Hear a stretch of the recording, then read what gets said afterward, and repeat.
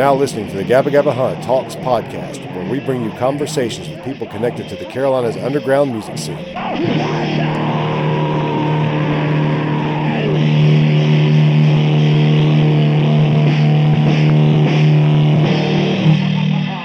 Hey, and welcome to Gabba Gabba Talks, episode 2. Now with this episode, I've decided to renumber our episodes and make it a little bit more easy to differentiate between Gabba Gabba Talks and Gabba Gabba Radio.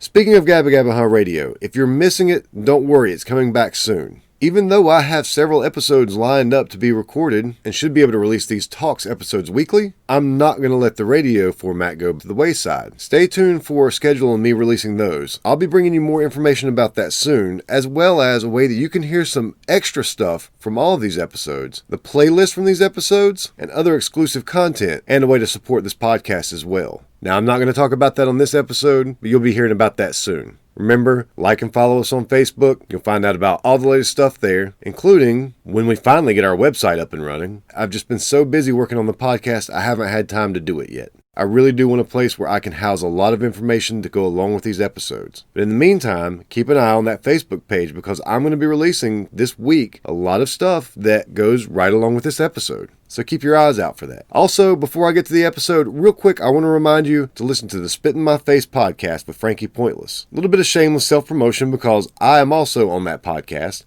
I do a segment about Spies, local music, but Frankie brings you the best punk rock you've never heard and is now starting to bring you interviews as well. Check that out anywhere you get this podcast or at spitinmyfacepodcast.com. Now, I'm not going to give a whole lot of background information about this episode because I think it pretty much speaks for itself.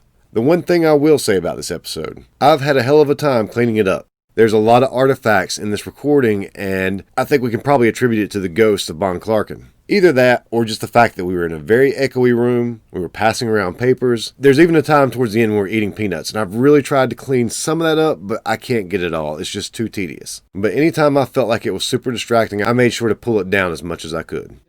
But enough about that, let's get right to the episode. Talking to his talking machine. I'll start talking, and we're all wearing glasses now. Yeah. We on right now? This mic. Yeah, it's on right now. It's been recording for a little bit, but none of what we just down there will be. Yeah. You'll be able to hear it. I'll be able to hear it. Be able to hear ghost in it, man. Yeah, very possibly. Play it backwards. So, like I did last week, I'm not really going to do like an intro for it. Well, what about music?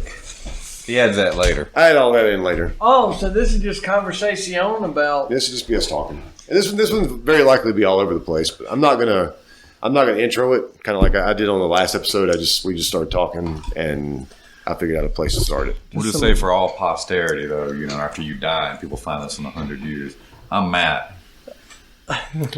Roger. And I'm Mike. So we came up with the idea, actually when I started to talk about doing the podcast, this was going to be the first episode. I wasn't going to record anything else until this, but I ended up doing another one before now. But the whole idea was for me and Matt to come up here. This is where we went to church camp. It's up in Flat Rock, a place called Bon Clarkin, 30 years ago. And 30 years ago. Yeah, 30 years ago. We came up first, I think, in 86, right? Yeah. And then 87 is when things kind of kicked in. Anyway, it was a long ass time ago. That's when it was longer than 30 years ago because 30 years ago was almost the beginning of SJA. Anyway, so this place is even church camp, but it was kind of our introduction to punk rock in a way. Yeah.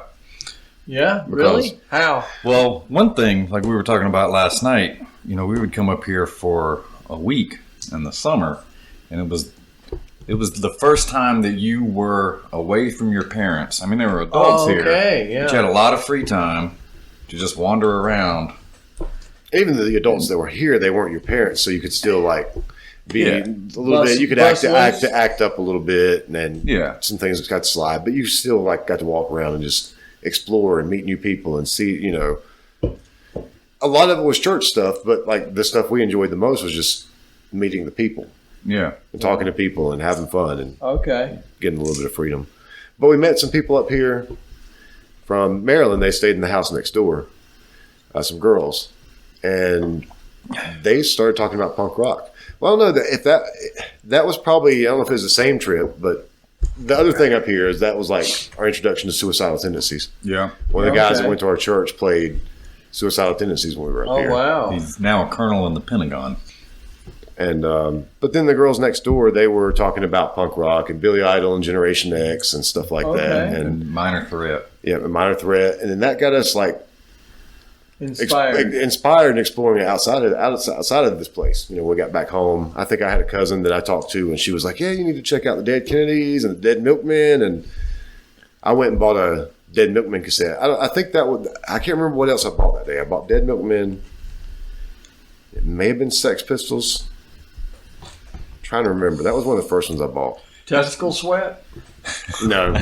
No I was gonna say, testicle. like we already knew who the Sex Pistols were, I think. Yeah, we'd heard of them. I think we started hearing bands like Megadeth and Metallica as well. You know, we were in metal, but they started covering songs by bands, so that was another thing. And they put, stickers on their guitar so you would know Yeah. kind of We're check this official. out. Yeah. So there was a lot of that, but I remember buying that Dead Milkman cassette. The one thing I remember about it was I bought it was called "You'll Dance to Anything," and it was a cassette single, and it had like 6 different versions of the same song on it. But I bought it because it was really cheap, and I didn't know anything about it. And while that was like one of the most un-punk rock things that the Dead Milkmen did, it was also one of the most punk rock things they did because it was not punk rock at all. It was like Still love that it was a dance record, but it was Okay. awesome. I loved it. Okay. Yeah. I remember when you got that. I remember that one. And then Smoking Banana Pills and all that came after that. Just like I fell in love with that band. I still like the Dead Milkmen. Word. But I bought this Minor Threat tape, this exact same one that I've had all these years.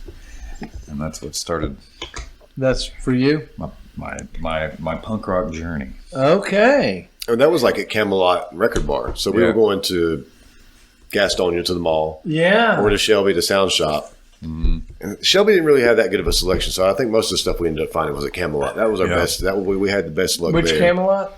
At the Eastridge Mall. But you'd find like Okay. Misfits There's there. one in Charlotte. Yeah. There was a big one in Charlotte. I remember we used to Yeah. go there sometimes. Yep. But the one in Gastonia was at the mall, and we'd go there and we'd find Minor Threat. And I think we Cool. found Pollywog Stew there. I think that's Yeah. where I got the Beastie Boys Yeah. Pollywog Stew at.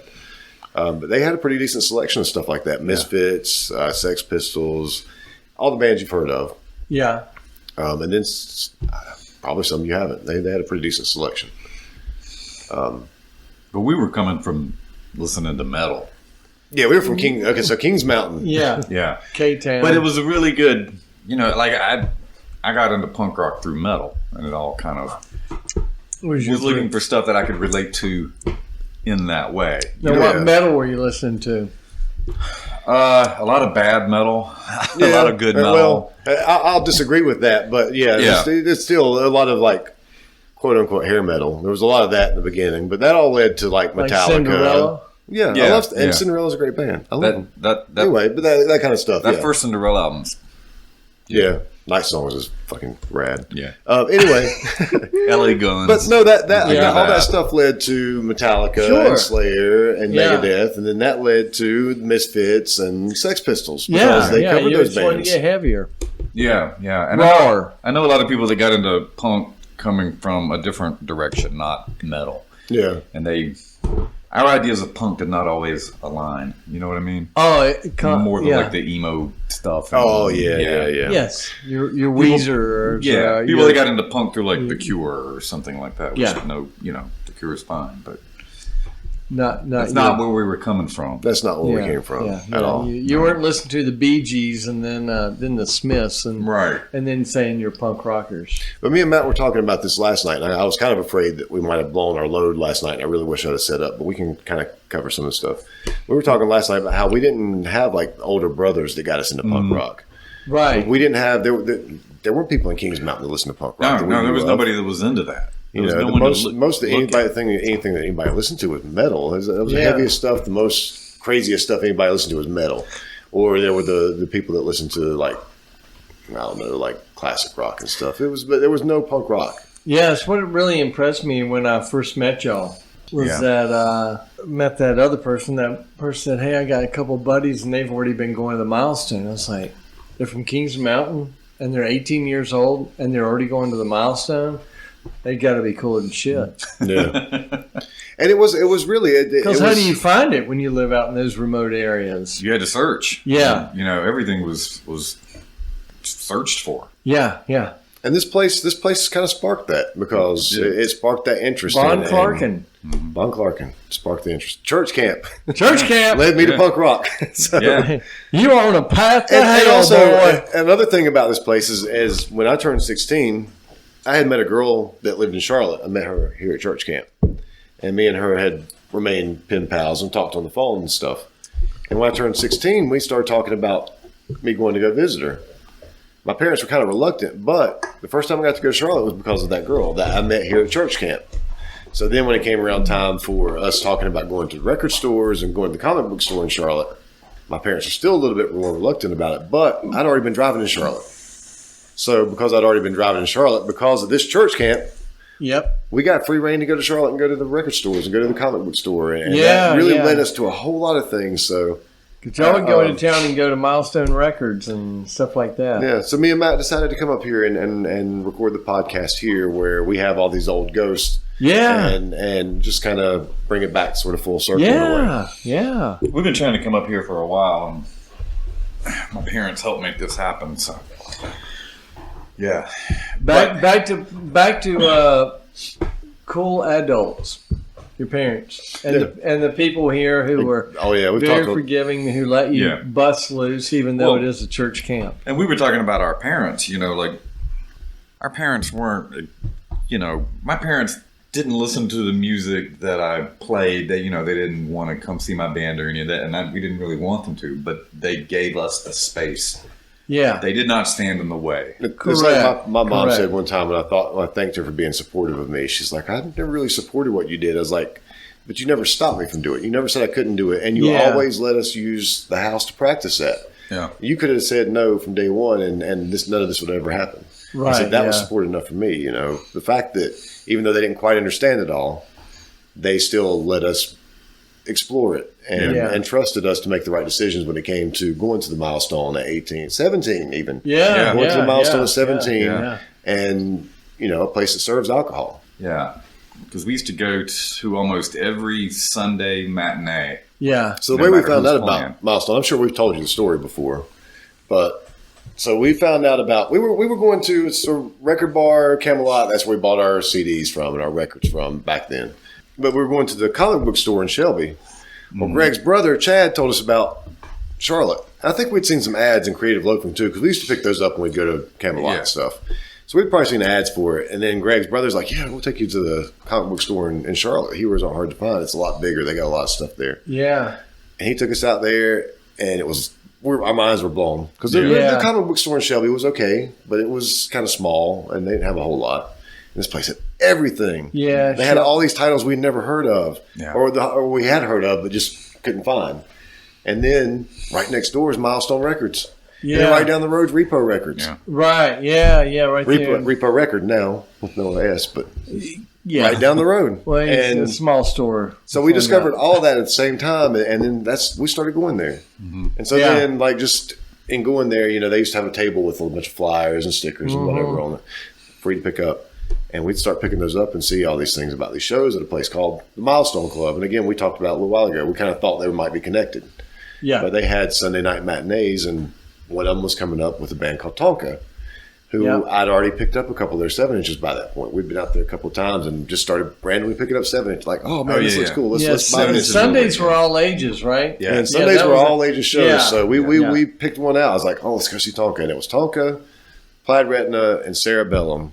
I think Cerebellum, Siblings from Raleigh. Right? from Raleigh, yeah. Plaid Retina's from California. I think from I saw them California. a couple of times. Yeah, we saw Yep. them a couple of times. Yeah.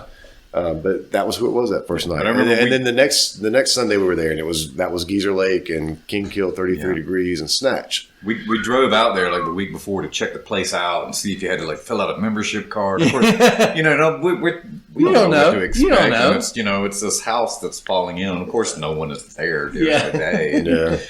we'll just come back and try it out. And I remember like when we first pulled up and we're sitting in the parking lot just waiting for somebody else to go in because that way we know where we could go in at. You know? Because you pull out to the Yeah. milestone, there's You a door don't in the know. front, and there's a door in the back. Yeah. The parking Right. lot's in the back. But, so I think we waited, and it's not like there were a whole bunch of people out there. that night. no, The ambiguity of the synchronicity of the milestone. Yes. There are a few people that were there that night, though, that I still see around in the scene. And that I still know to this day. So that's kind of a really cool thing. Well, that night also, we were talking about this earlier. Like earlier that week, we went to go see U2 and the Pixies, and big wherever that was, and it was it was a big show, and we were the Coliseum, way up at the top, and it was like this is okay. Yeah. I mean, I enjoyed the Pixies, and then U2 played, and it was just like, Yeah. But even the Pixies, it was like, I wish we had seen them in a smaller place, even at that time, because we were sitting up top, and U2 had some big cars hanging from the ceiling, and they had this big stage set. And they blocked the view of the stage from where we were sitting. So I heard the Pixies, but didn't really see them play that well. They were about an inch tall. But they were blocked by a big car that was hanging from the ceiling. Oh. Because U2 had all this crazy stuff on that tour. It was the Octane Baby.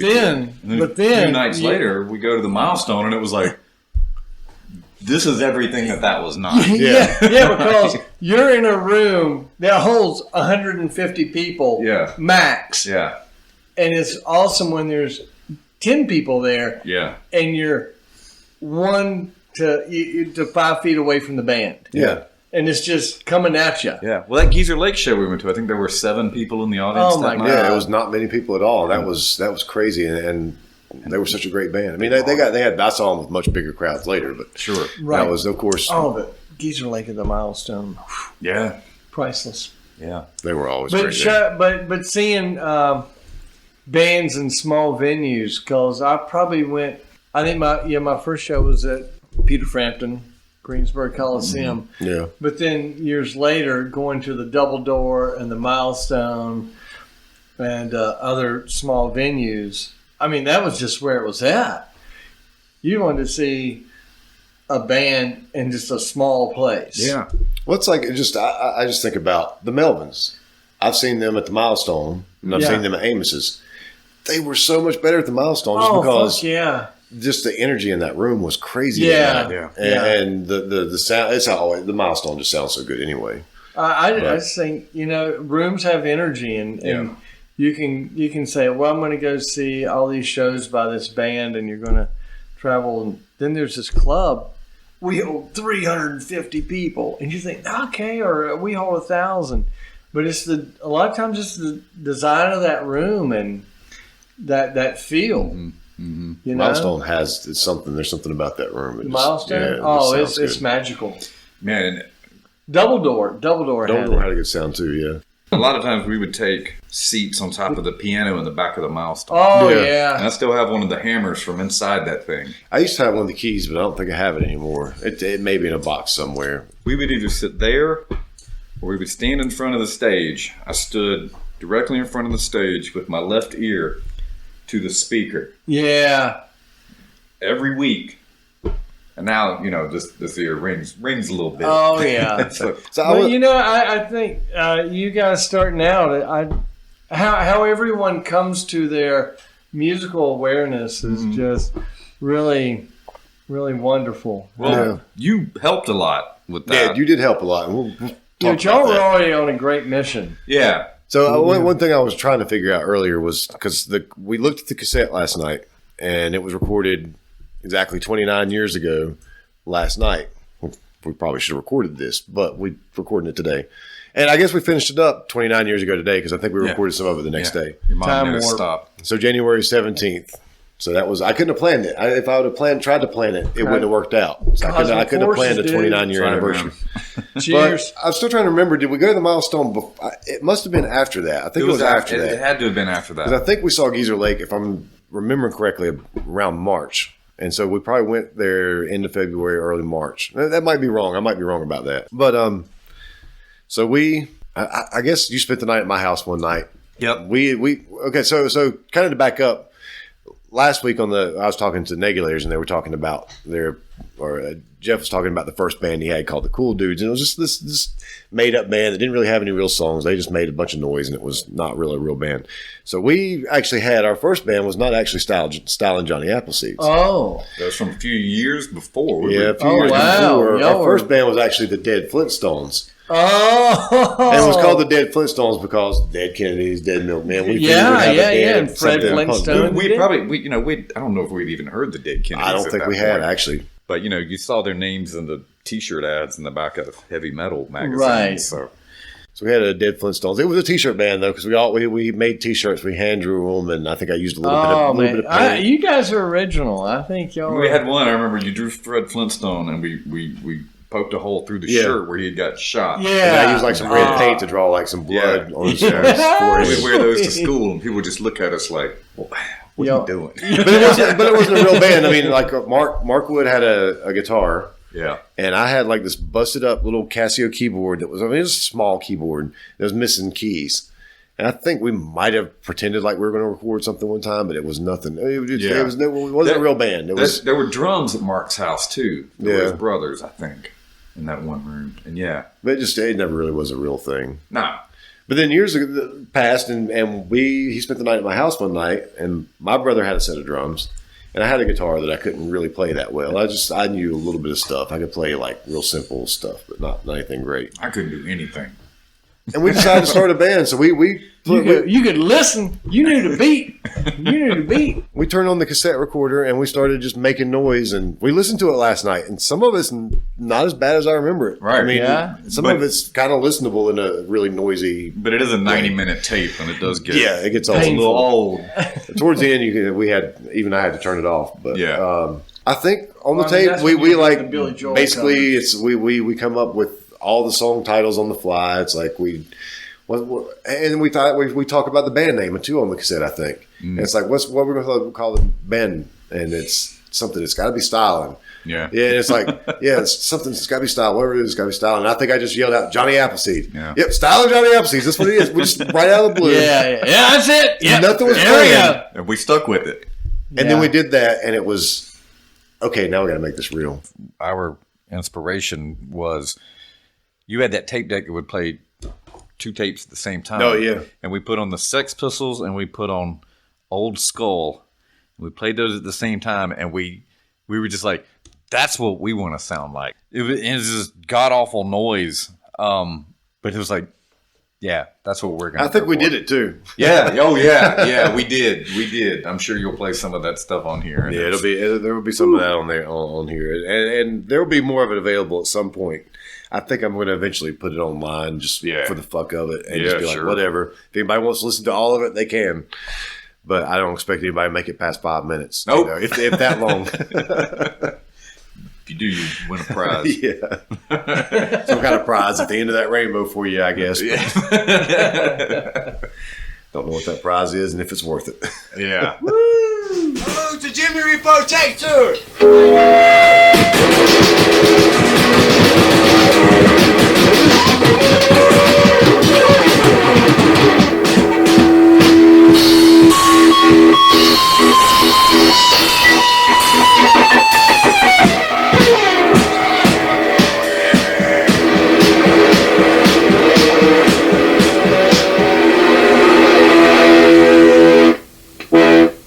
Phone ringing? No. Okay.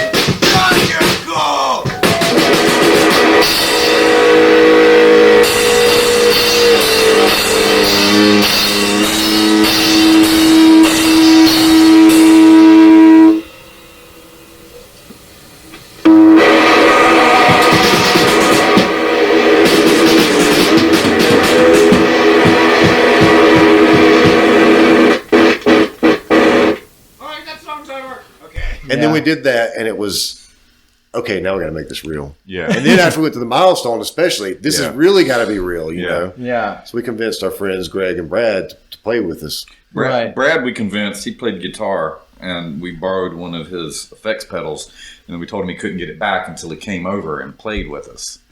So he was kind of reluctant. Yeah, he was real reluctant, but he was another kid that came from, I think, Murphy, North Carolina. Yeah, moved from Murphy. And he got into punk rock somehow. Yeah, and that was another way that we learned about punk rock is like people would move into town from other places. You know, so they had this other stuff that they had picked up.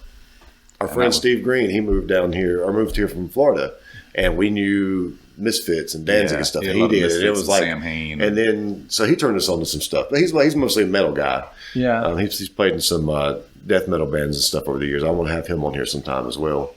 But he was a part of our journey into punk rock. Okay, yeah. So finding these kindred spirits at school in this little town. It's kind of, it's not too far removed from Charlotte, but it's far enough removed that you're not going to have any friends from Charlotte that are into the cool stuff. Right. Yeah, but it happened in Charlotte too. I mean, with me and actually some kids younger than me. Yeah. Pete Angle, Tim Probst. I mean, I'd go over to Pete's house, and Pete was always like up on it. I was like, God, man, where'd you find that record? You know, where they don't sell that here. Yeah. How'd you get that? They don't sell that at the normal stores. But yeah, I mean, even skateboard magazines and heavy metal magazines that have those ads in the back of it. You see all those T-shirts, and Thrasher always had the greatest. And that's where you find out because they were skateboard kids. Like you'd see a shirt by a band called the Germs, and then I'd go to Milestone Records and see a Germs record and be like, oh, I remember that logo from the from the back of Thrasher. I'm gonna grab that 7-inch. You know? And found out some great stuff that way. Yeah, but you also, we were kids working our first job. I mean, I was making $3.85 an hour. So sweet. You go to buy some records, and that $10 record, like, I could get that, or I could, get some stuff out of the dollar bin, and maybe a 45 or two. So there was a lot of that. A lot of hit and miss. Yeah, there was a lot buying stuff just because it looked cool and because it was $1, and sometimes it was, oh man, this is awesome. And then sometimes, it's like, okay, I maybe they'll give me a quarter for this when I take it back. Yeah. But most things turned out great, I think. Got Greg and Brad to come play with us, and we were a real band. The first song that we wrote was 2 chords, Rabies Man. Yeah, I remember Brad playing, and it was like, play that, man, play that. And he's like, what? It's just 2 chords. Like, no, keep going. This is great.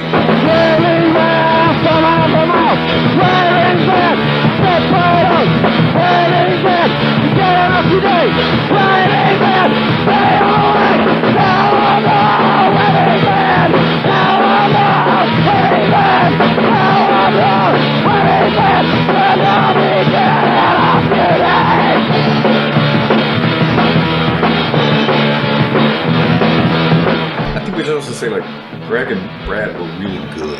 Yeah, they were really good at their instruments. And I had a guitar. Greg was a trained drummer. He'd been playing a while. Yeah, he played in the band, and then he got a kit and learned how to play. And I had a guitar, but I never really dedicated myself to it. So when we got Brad, and Brad could play guitar, we thought, well, we need a bass player. So I borrowed a bass from a guy that we knew at school. Yeah. Carl Carty, I'll say his name. I don't know where he's at these days. I think he's he does something with religion, youth pastor, minister, but he still plays music though. He's a musician. I think he's a damn fine musician too. Mm-hmm. But he let me borrow his bass and his bass amp.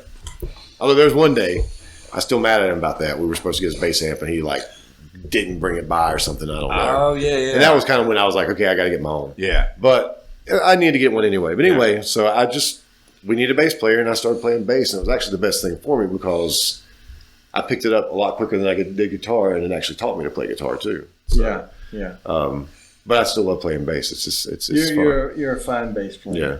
So we did that, and we wrote a bunch of songs and recorded them on probably a jam box first, and then Brad had a 4-track. And that was the first time we saw anything like that too. We put our first cassette. That's in full effect. Yeah. Oh my God, I have in full effect somewhere.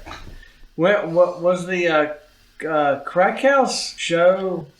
Yes, that was the Crackhouse was. So we were, I guess, in SJ for our senior year. Yeah, but I mean, We that did was it- one we of the did, first shows, wasn't it? That was the first show. Yeah. But we played at the high school talent Yes. show. Well, okay, so Sweet. for the most part, we practiced. We started at my house and up above my parents' garage.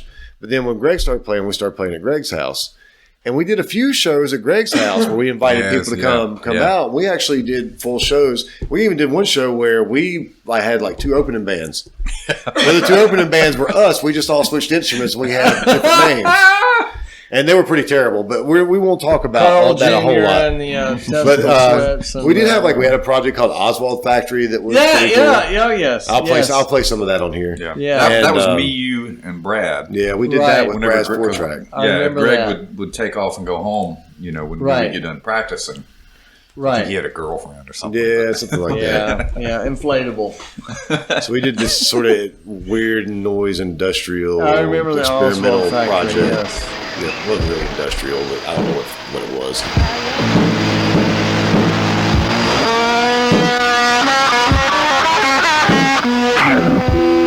Frank, Bud, Mr. Wilson, prepare the operating room.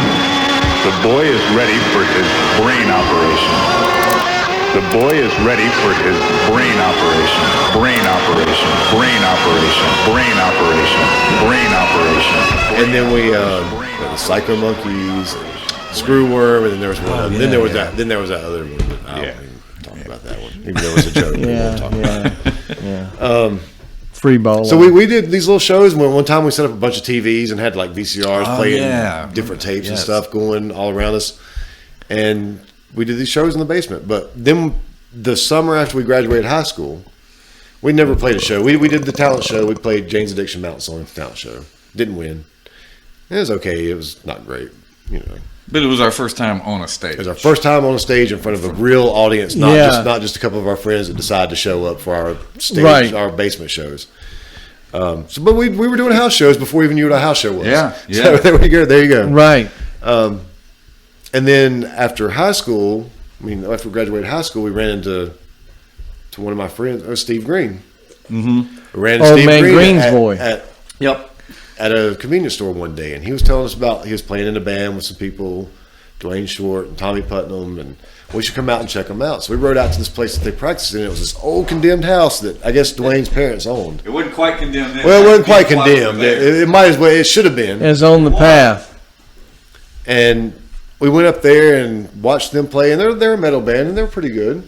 And it was like, oh, this is cool. And we're up there, and Dwayne, I'd never met him before, but apparently he knew my brother. He had reached out to my brother to see about playing drums for the band at one point. But Dwayne's like, you guys can come up here and practice if you want to.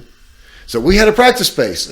Yeah. We moved from the basement to this really sketchy place that was looked like it could burn down any minute. But we trusted our stuff over there and left it and practiced really hot ass summer in this.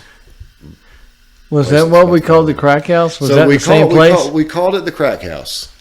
And there were chickens, and there were farm animals. Yeah, there It was so fucked up. It was that place is gone now. There's a trailer sitting on that land. I was up there recently. How'd that happen?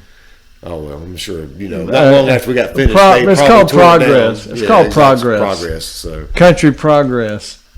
But that was a lot of fun, just being able to go out there and hang out with some people. And again, we're 18 years old, and we don't drink. We don't smoke but pot. you need to. We don't do any of this stuff, and we're Yeah, around. but you're going but to. we're at a practice space, and we're hanging out with people that are drinking and smoking pot. And our parents are trusting us to go off and do this stuff without doing that. And guess what? We didn't do that stuff. Right. We were square as hell. Y'all were. It didn't last, but we were at that time. But that was a lot of fun. Anything that you want to add to you were gone, but I kind of talked about the Crackhouse a little bit.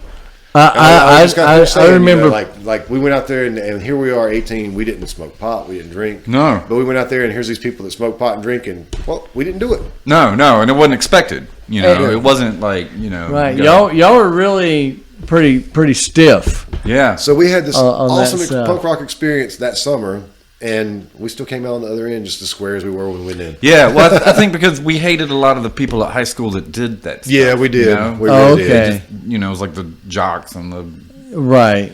preppy people. And it was like, well, we don't want to be like them. Sure.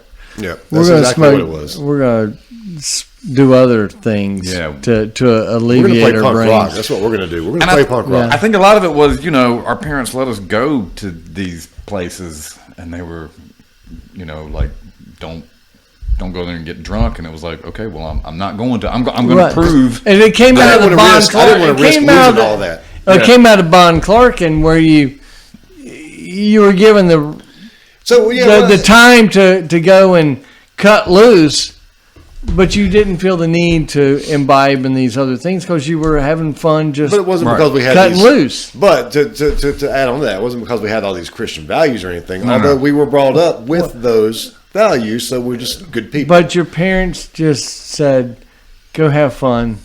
We did not want to screw that up. yeah, we didn't want to screw it up. We did not want That- to screw there- it up. Last thing I you wanted go. was to not be told I couldn't go back to the milestone. Yeah. Right.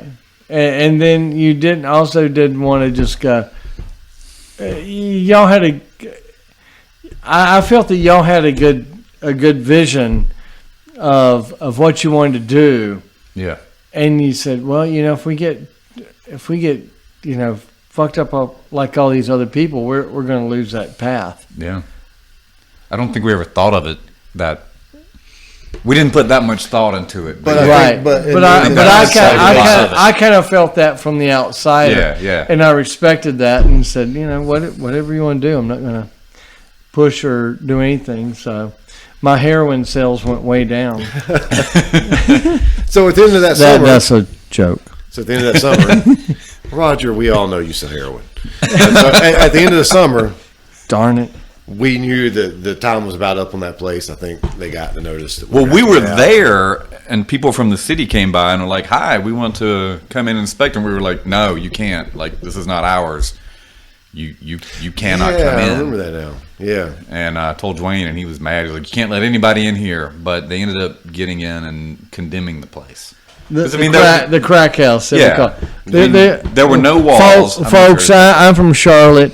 I get invited to go see these boys play, and mind you, I've already been going to the milestone, seen Black Flag and all this stuff. Just met these guys, but felt inspired by them. Dating a beautiful girl from Kings Mountain who these boys know, and they're going to do this show. It was the first time we met you was there. We Yeah, never met you that's- before that. I had briefly met Roger. Okay. I one thought we day. met at the milestone one time before, and y'all Maybe- told me maybe, yeah, we briefly, did briefly, We okay. met at a show, a nondescript show. Yeah, I think that was the first night though that we really talked for a while. Yeah. And then I get invited to the Crackhouse, which is really more like a barn. Super Because there's- Lawless Parade of Magic, I think is what Because there's chickens and things going about. There were giant pigs outside. Yeah, and there's And large they pigs stunk. and yes. So there's no crack happening No. in this house. The crack house, we just called it. It looked like a crack house. Yeah, it looked like that or There were meth no or whatever, walls. but No crack. There were no it walls. stank of chickens and pigs. You could only flush the toilet once a week. I didn't even know there was one. I just peed in my pants. Yeah, it was safer. Yeah. Yeah. But a few bands played at that show, and I just was like, man, dude, I wish there was a video of that because I think there is. it There's was a video of that. it's just pure action. I mean, it was just raw action, right there in Kings Mountain, right off the beaten path. All right, that's somebody pick up the beat. Oh, here it is. We were talking about that show last night, and we played way my- too long, but we never knew if we'd get a chance to play again. Yeah. And at one time during our set, the police came and we had to put a halt on it for just a little bit till they said, Yeah, it could have been then. I can't Oh, remember. wow, I've not seen You that. guys, Super you cool are so walk fucking parade silly. of magic at the crack house. But it was Stylin, Johnny Appleseeds played first, and then Was Tijuana Mama play second, or was it 11th Hour that played second? Oh God, I don't remember. Or was it man. 11th Hour, or was it Mortal Remains? Pure Hate? Pure Hate. It was Pure Hate. Yeah. Okay. We have our parents' phone numbers on here. Like, who was gonna call? Yeah. Well, I think that one phone number was that was our number. We that's had right. one That's upstairs. But yeah, yours was your My parents' phone number. Still is. At the Crackhouse. I guess they did change their name. I think they changed it during that summer or something. But so the place was getting ready to be condemned, and we threw a show there. That was going to be the last hurrah. And it was a lot of fun. It was a lot of fun. That was the night that we talked about Arc Overnight. Oh yeah, did it all come about then? It all came about that night Wow. because Amy had told you that I was going to school for broadcasting, Yeah. and you were like, "I'm going to be involved in this thing, and you got to come check it out." We talked about it for the first time that night. I think we talked about it more after that, but it was like, that night you were like, I got to talk to you about this. And you came up to me after the show, and you just said, "Do you listen to the Stooges?" And I said, "No." I'd heard of the Stooges, and you took this notebook I had, and you wrote on the back, you wrote, "The Stooges, Funhouse, Raw Power," and you're like, "You need to get these. Doesn't matter which one you get first. You just need to get these." Yeah. I'm like, cool. Start here. Yeah. Because when I first met you, man, I was like, "Who's this weird old dude that Amy's hanging out with?" A square old dude. We're all three squares. So We're all three nonconformists who go to shows who don't look like the other people who go to the shows to be punk rockers. Yeah. I We're think like, the very first day I met you was I was working at Alan's Flower Shop, my mom owned. yeah, And yeah. you and Amy just happened to ride by while I was outside, like taking something out to the Yeah, dumpster. we and y'all stopped by, Y'all just yeah. stopped, and I was talking to you from the car, and we talked about Super Chunk. And you were like, because I think I bought a Super Chunk 7-inch, and Amy had said something about that, and you were like, "Oh, I just saw them at the milestone." You kept talking about how they look like kids. They did. Max still looks like They a kid, did. honestly, but I was like, okay, whoa, who's this guy? And Super Chunk. I guess I just picked up one of their 7-inches. Yeah, Again, I remember I that. kind of wish I could go back to that time and just figure out exactly how I found out about all these bands. Did I randomly pick up a Super Chunk 7-inch, or I probably read something about them somewhere?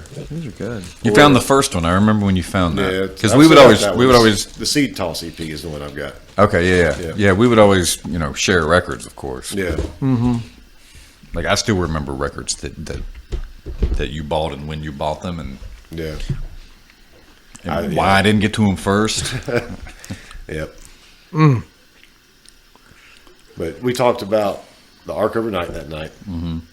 And that's really how we became really good friends. I mean, I think we hung out a little bit before, Well, before. the around thing that time, I remember riding to your place in Charlotte, and we went to go. We went to go see fireworks one time on the 4th of July. Oh, I think the first time we hooked up with you Yeah. and went to the Milestone, was that night that we saw the Inn and Sugar Smack? That was a benefit for something, wasn't it? Was Roger at that one? Yeah, it was a benefit. Oh, who knows? I don't know what it was for. It seems like we went the first time No, I think it was Jim Rowe Circus Sideshow. Oh, wow. Because I brought Rochelle out to your place. It was the first time I ever came to That was at to the your apartment. 1313. Yeah, Yeah. probably. Yeah. And Because we had seen them at we used to live over there Lollapalooza. off around in the Seven- Chantilly neighborhood. Elizabeth. Elizabeth. And that was a hell of a show. I remember people just dropping, Yeah. just fainting everywhere. Just Yeah. packed into that place. Oh, yeah. People just Yep. hitting the ground. The next song is on public enemy. Oh, yeah! But we kind of suck at it and have never really pulled it off right. That's right. So bear with us. So maybe they're a punk band, so it doesn't matter. That's our excuse. You're blind, baby. You're blind to the facts. Who you are, because you're watching that God.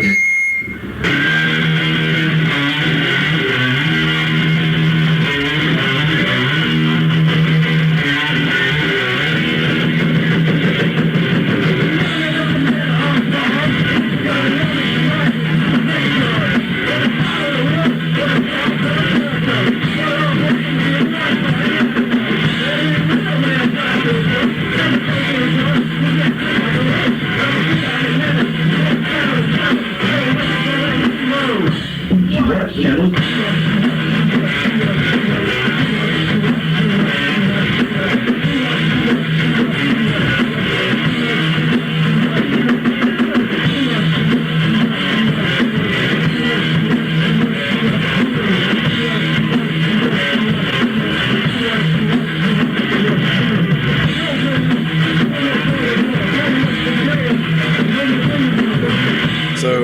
ended, and you went to school to Boone. Yeah. And you ended up going to school in Boone. At Appleseeds. I was right. Matt and so I. we talked about Klondike Amy was earlier. first, and then Matt and I. I went in January Boyle. '93. Boyle from Boone.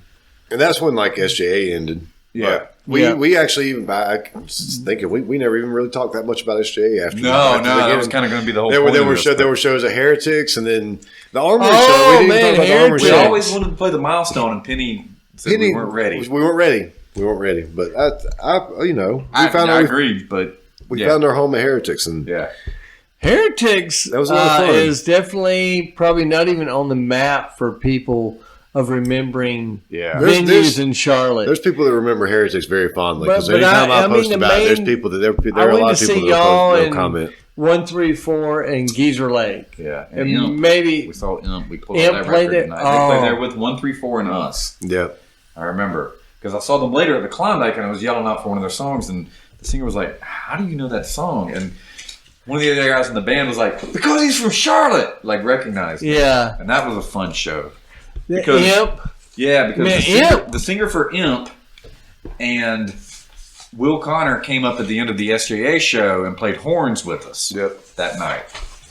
And just kind of improvised. Oh, I remember that. Oh, we got Heretics flyers out there. But I think that's that was one with Popes on Dope. There was one with SJA though when Imp played. Well, no, that's SJA. Oh no, right SJA's there. on there too. Yeah, SJA that's right. 134, Perfect Tommy, Imp, Popes on Dope. Where was this at? That was At Heretics. Heretics. Yep, that was a Heretics. Wow. Man, leave those early Man. 90s computer graphics. I have that one on video somewhere. I The know SJA I know I Popes was on Dope. there. I don't have any of the other bands. And I don't know if that was the one night that Chris Bickle sang for 134. I think that was the night that he sang for him. Okay. Because Sam was... And some of that's on YouTube. Sam couldn't... Yeah, some of that's on YouTube. Yeah. That was Sam... a fun show. Sam couldn't God. make it for some Those reason, shows so were he just- filled in. And then it wasn't Yeah. long after that Sam just left the band anyway. Yeah. And they became Yeah. a three-piece. 134 was always one of the greatest bands that you could go see. Whoa. Oh, yeah. They're I mean, just Whoa. every time. There was never a bad moment. Not even a bad show. Just never even a bad moment. You could just stare at them. I mean, just Yeah. how are they pulling this off? Yeah. Yeah. It was crazy. I love that band. Yeah. So much. And And you know what? I haven't seen Trash Room. they're great. I They're have really not. And the show coming up with Van Huskins and Trash Room and Gastonia in Yeah. February. I'm really looking good. forward No to Under that. Control. That's going to be a good That's one. Mike's new band. Yeah, that's Mike's new band. And then Mike, I mean, that's... So that goes all the way back to that Armory show that we did. That Armory show was amazing. Because it was Kings Mountain. Okay, so Kings Mountain. No, there's no punk rock in Kings Mountain. No, There's you no guys. rock. We did nothing. that first show at the Crackhouse in Kings Mountain. But then y'all started doing the Armory shows, and I Yeah. thought that was genius. we decided we were- to do that Armory show in '93. It was the summer of '93. Yeah. So Yeah. we've been playing for a little while. Genius. We were like 18, 19 years Practicing. old. I think Yeah. we still weren't playing at Heretics yet. I think No. that was like No, that was the very beginning. It wasn't long after that we started playing, but because we couldn't get a show anywhere, we decided to do one on our own. We rented the Armory with Pure Hate, or I don't know what they were. Are they still Pure Hate at that point? I think they changed to Mortal Remains. They ended up going back to Pure Hate later, but because they had a PA system. or 11th Hour. They were 11th Hour. They had a that. PA system. Yep. I think we went in and got the Armory, and then we just got the got Armory. Dwayne to help us because he had the PA. He had a PA. Greg's dad was somehow connected to the Armory and pulled some strings. And got Mason. they backed in that flatbed truck Yeah. that we used as part of the stage. Yep, we just put everything up on that. Yeah, and we called all these bands. We called 134. Guppy Love. We called some other bands. We were talking about this last night off of that. Is it the The Deep, Deep South compilation. CD compilation. that my aunt gave to me because she set up shows in Clemson at one point. So she knew those guys, and she gave me the CD. And we That had 134 on it. had 134. It had this Okay. hip hop group we tried to get called GQ Posse, and I can't remember what else. Who else we tried to get? I think. Well, I don't know if we. I can't Dogs remember who else Funkin'? we tried to get off of that. I should have brought that CD, but I know it also had Slee Stacks on it. Yeah. Slee Stacks. Yeah. And me and you It went had to go some good see stuff. It had some 134 in stuff. I Charlotte. think Sunbrain was on it as well. Sunbrain was on there, yeah. We went to go see 134 in Charlotte before that to like meet them for the first time, and I cannot remember where it was. It was somewhere we didn't normally go. Was that the park elevator? Maybe. We went out there for something. I think that's when we met the guys playing there. from Kudzu Ganja, maybe. Okay. Okay. I don't know. There were seats. Yeah. We were set down. But we met them, and they agreed to do it. It was an ARC overnight benefit, right? Yeah. But our set turned into a near riot. I mean, I remember Greg talking about a full-on gallon jug of water flying at his head while he was playing. Yeah.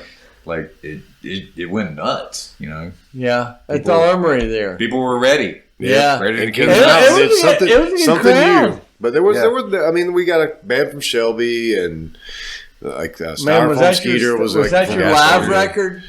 And then Shelby. Well, and it's funny, No, we didn't get banned in Shelby. We got a band from Shelby. that band from Shelby, Hardware. That was the name of that band. Hardware. So years later, I worked at Record Exchange in Chapel Hill, and I was talking to the guy there, and he was like, "I played that show, Shane Hartman." Yeah. And I had pictures of him, like we had met, you know, years before. And here we were in Chapel Hill working together. It's a small world after all. Did you ask him how his little brother Petey was doing? That song with my little brother Petey. It's called Nutsack. I don't know if that was him that said that. That pops into my head all the time. All the time. I ride down the road and I call people that in traffic, like, "You nutsack." Did those guys start that? They said that. They said that. It was just they had a song called Nutsack, and he dedicated it to us. It's my little brother Petey. It's called Nutsack. That was the greatest thing. And I used to have a video of it. And every time I watch it, I laugh my ass off at that. Oh, my God. And so the thing about that show is, working with Brad, we all came up, like, we recorded it. We made a semi-professional punk rock recording system. We had 2 camcorders hooked up to a switcher and a TV back there. And one person sat back there and switched back and forth depending on who had the best angle.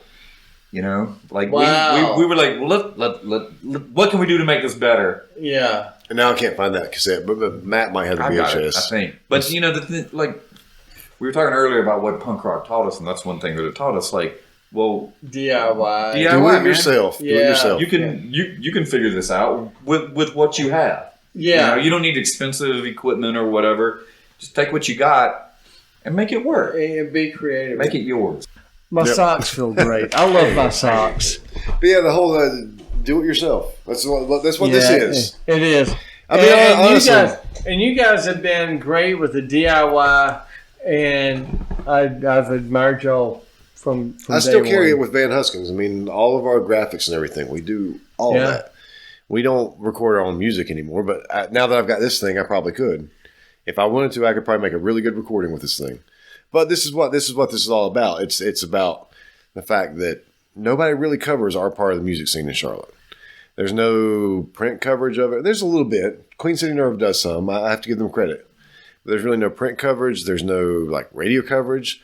I've tried to get the Vicar to play Van Huskins on his radio station or his radio show, and I got no response. So instead of waiting for him to play Van Huskins or No Anger Control or Trash Room, he's played Trash Room before, but instead of waiting on him to play or anybody else to play that stuff, I was like, I had the idea for the podcast for a while, the interview stuff. But then I started doing that segment on Spit in My Face podcast, which I'm just going there. Spit in my face. Yep. Frankie Pointless. And you should really listen to Spit in My Face podcast. He plays a lot of punk rock that's like from all over the country that I've never really heard because I don't listen to a whole lot of new stuff anymore. I've heard some great bands, but he's here in Charlotte and he's played a few Charlotte bands. And I was like, hey, do you mind if I do a segment on your show where I introduce like local bands? Because you're in Charlotte, let's promote Charlotte a little bit. And he agreed, and I did that. And I was like, dude, I can do this. This can be a part of the Gabba Gabba Hunt project. So the whole do it yourself. It's, nobody else is doing it for us, so let's do it ourselves. Let's put it out there. The older I get, the more I reflect. And, you just think about punk rock and how it shaped everything that I did after punk rock. And, the things that punk rock teaches you. Yeah. Like, don't wait for somebody else to do it if you want it done. Yep. You don't have to screw people over to do it. Do it fairly and ethically. Yeah. And, you know, don't rip people off. Absolutely. And don't ever let anybody tell you that you can't do it. Yeah. Just do it. Just do it. You can do it. And if you can't do it, figure out how to do it, or find somebody that can do it for you, and just get it done. Yeah. You know, and you don't need, you know, the most expensive equipment for what you're doing or anything, you know, like just do it, man. Be fine. I listen to a lot of those old cassettes, and I'm like, you know, this compared to like a CD from today or an MP3, it doesn't sound that great. But no, and I was listening to the Karloffs earlier today, and it's one of those, we used to use those cheap ass cassettes. Oh yeah, yeah. And so it's a 30-year-old cassette, or almost 30 years old cassette. And it's got a few bad spots in it, but it sounds good. It sounds good. It's I can listen to it and I can go, man, this is a great song. This is awesome. I love this. And it's recorded on a $10 Radio Shack microphone. Yeah. You know, maybe some stuff you stole, you know, from school or whatever, you know, or out of the trash. And just do it. And then most of the time we'd make, like, I'm sure they the same as we did when SJ and the Accidents and everybody else.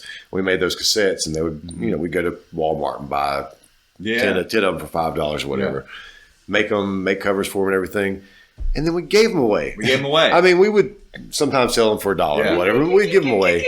And we still do that to this day. As much as we like put money into our recordings and then get CDs made and everything, we do try to sell them, but ultimately, at the end of the day, I just want people to listen to it. Oh, yeah. Like all those, you know, I put out a few 7-inches and tapes for bands, and I've never made any money back. It would be great to.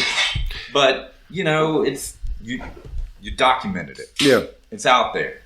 Yeah. Like that exists now. And that's great.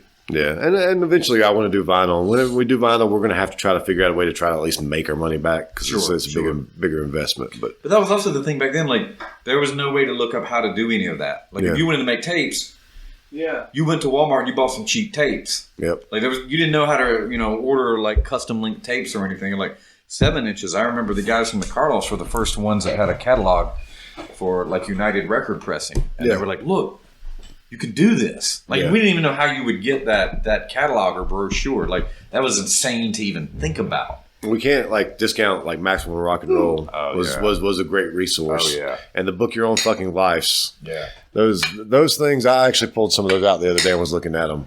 But yeah, those things were Tim Yo's crew. We'll keep this clinking these glasses. Yeah. Well, I don't have a glass. There's a lot of people here. Yeah. And the studio audience. Yeah. But so we have to give credit for that, because that taught us a lot as well. I mean, just seeing all the, even though like those, especially the Book Your Own Fucking Life, looking at those and just seeing all the crazy shit that people do out there that they advertise. Yeah. You know, the stuff that they advertise in the back of MRR and stuff. Well, yeah, Joanna and I and I think Chris Fox and I before that, you know, we advertised our house. Yeah. If you're coming through Boone, you need a place to stay, come on over. Yeah. And people would. They'd call you that day like, "Hey man, saw your listing. We're traveling through, like, well, come on over." Yeah. You know? Strangers. Really? Stay at your house for a night. Did y'all do that? Yeah. Well, fuck me running. Yeah. Boy, that was a tiny house.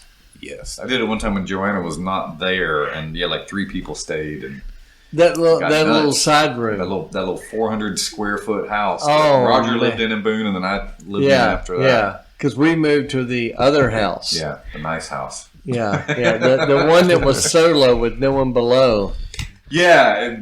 But the walls were paper thin. And Boone stories could fill a book. So you guys both ended up in Boone. Mm-hmm. We talked about the Klondike earlier. Oh, and Boyle. We ended up in Boone and living in the same quadrant of Patsy Greer's houses. Well, I lived with Chris Fox down by the mall first. And Matt did a killer documentary. Oh, yeah. That's rental. Matt did a documentary. The rentals, yes. The rental documentary. Rental documentary was good. I studied broadcasting and communications there and did not use that at all, but that's okay. But made a few documentaries. Yeah, his film. And you interviewed Pete and Chris on Y'all's Landlord, and then I totally forgot about that. myself for Our Landlord, and that's Briarman. Yeah, then Briarman came out of all of that. Briarman. Big hit in Greensboro. Man, I don't know where my copy of Briarman is. Briarman's on the YouTube. There's a little bit on YouTube. It's not the whole thing. It's like it's edited, It's all edited up. But it's still good. Yeah, somehow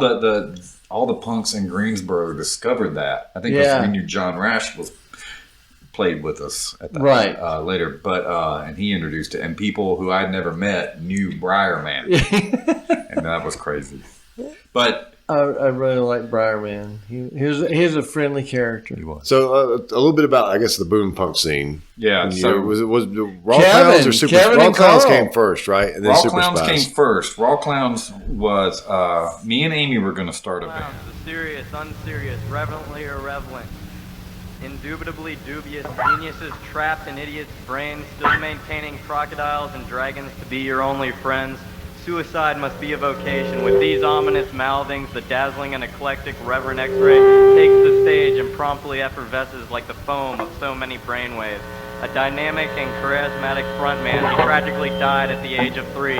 And let us not forget Greg Legg, the energetic skin banger of the Uncanny Group, whose body is actually composed of ex-members of AC/DC and ex-members of X. And what of their guitarist, ex-pataphysician, Dr. Strangeport von Triple Husbandoid of Bike, whose involvement in surrealism, situationism, and cheese production is too well known to be mentioned more than 4 times. Finally is lame-ass Amy on bass, as well as crack cocaine, a notorious womanizer and lepopediatrist.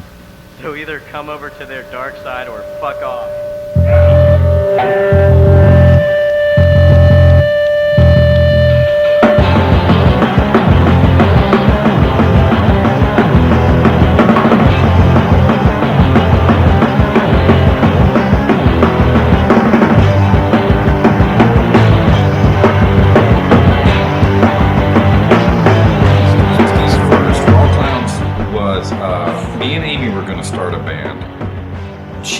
Raw Clowns, and we knew we could get Greg. Yeah, Greg played for SJA. And he was going to school up there. Hell of a drummer. He was going to school, and he had been my roommate the year before. Amy was studying cello. She had to take she's an art student, and had to take music classes as part of her art criteria. And she was doing the cello. And in doing the cello, she said, well, I want to learn an instrument and play. And Matt's there, and she's into music and all that, bands. Cello's not as transportable or easy. It's not going to get that punk feel. Yeah. So she learned bass. Yeah. And she had a wonderful ear and just natural talent. Yeah. And she just picked it up. And also having Greg. Having Greg, who's a solid drummer. Oh, yeah. And work with her. Yeah.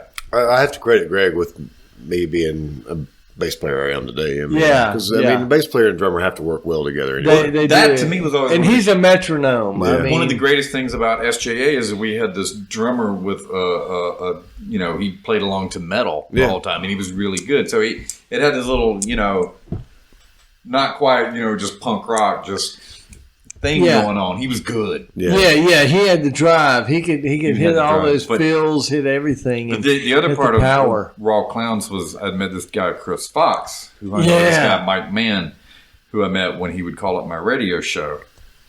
He would call up the radio show he would tell Chris, his roommate, this guy didn't have that, wanted to test me.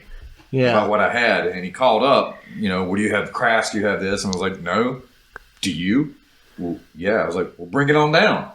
Bring it on down to the station, let's play. And he was asked Chris, he wants me to bring it down, what do I do? We'll go on down there. So I met Mike and Chris and would hang out with them, and I showed them SJA videos. And then Chris wanted to start a band.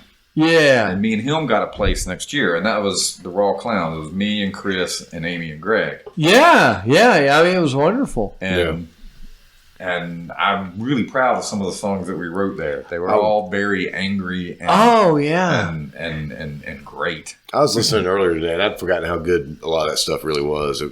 Chris wrote a lot of the music, and he was a hell of a guitar player. Yeah, and I mean he would work with Amy of just going, here's your, and she would grab it. I mean, she was. And I got to say, Amy did not play the first show that we had at the Klondike. Chris was like, "Oh, I know somebody. It was this woman, Alyssa, and I don't remember her last name." And she played that show with us, and we covered Fear's Beef Bologna, and she sang it, which is probably the only way we could get away with that. And I played the bass, which I could not do. And then Amy was there. She was in the band, but she didn't play the first show. Okay, I guess we were there. Yeah, y'all were there, and then Amy played after that, and we played. We didn't, I think like SJA, we played a total of like 7 shows, maybe. Yeah, not a whole lot. And I remember she was always very staunch. Yeah. And interesting in her being I'll say staunch player. Her first concert was the Cramps. Yeah. I took her to see the Cramps, and I was like, Poison Ivy. But she kind of took after Poison Ivy of being like, yeah. And I always appreciated that. Because she had the moves. Yeah. She had the moves. She had the talent. It's like, man, you've been playing bass like 6 months. Yeah. But we ended up getting banned. She called on. We ended up getting banned from the Klondike. Why'd you get banned from the Klondike? Just because that show was so crazy? Or No, we played there a few times because we played there with Boyle. But we were told by like this guy that I knew at the radio station. He was like, "Oh yeah, I talked to the owner there, and he said you guys aren't coming back." And we were like, "What? We didn't know."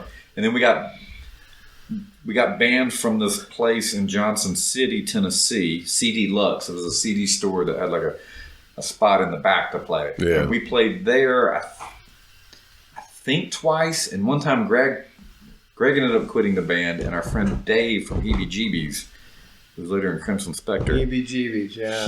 He played with us. But he only practiced with Chris because like we were all out of town. It was like spring break or something. Yeah. So he and Chris practiced together, and then we played this show. Never playing with Dave before, and Dave didn't even really play drums. And I remember Chris at the time. Chris would like take safety pins and like pierce his arms. So like all down his forearms were just safety pins with blood just coming out. And we rolled in there to Johnson City, Tennessee. And those kids were looking at him like, what the hell is this? These guys are playing. This is a real deal. These boys are nuts. Yeah. And, we just came out there and we were belligerent to the audience usually. And, we didn't care. Like we were going to play what we were going to play. And if you liked it, that's great. And if you didn't, that's fine. Yeah. Matt, you always had a great attitude about it. But, we didn't want people sitting there and having a conversation while we're playing. Yeah. You're either going to leave or you're going to love us. Yeah. 90% of you are going to leave. Like, we cleared rooms like nobody's business. Yeah. And it was awesome. And the last show that we played, so Greg split, and then that's when I met Joanna, still 25 years later. This guy, Brian John Mitchell, said, well, I know this girl that said she wants to play with you. And it was like, was cool. that Julie? No, Joanna. Joanna played with us. Oh, Joanna. Okay. Yeah. Because Julie was in Pink Collar Jobs. Okay.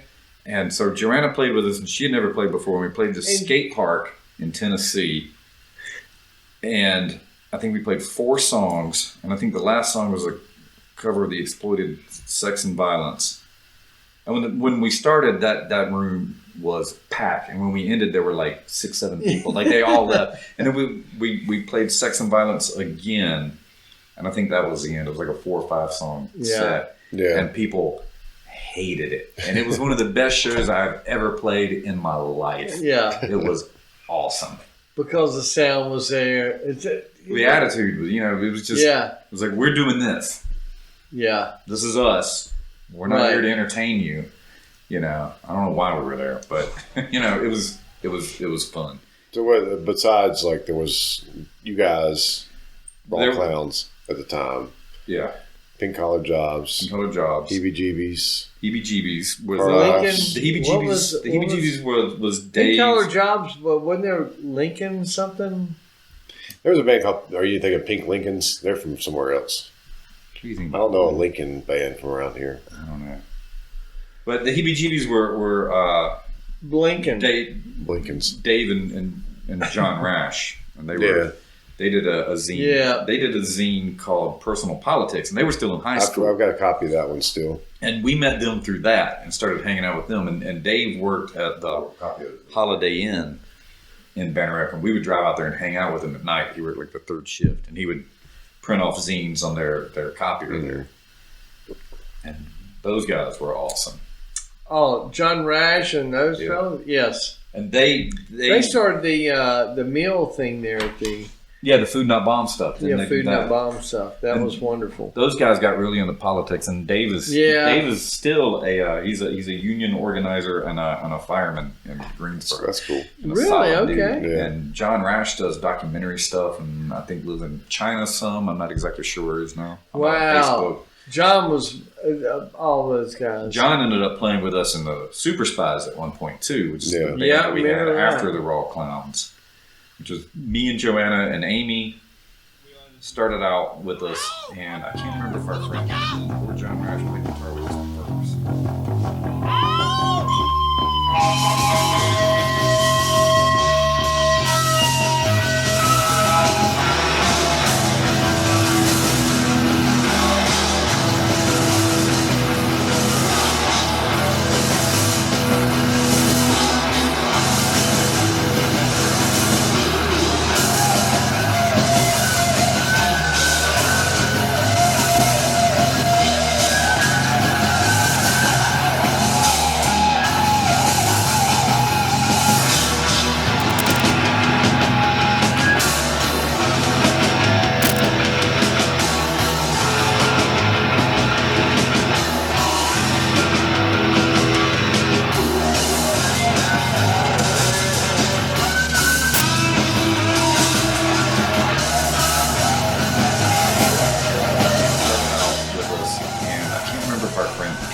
John Rash played guitar with us first.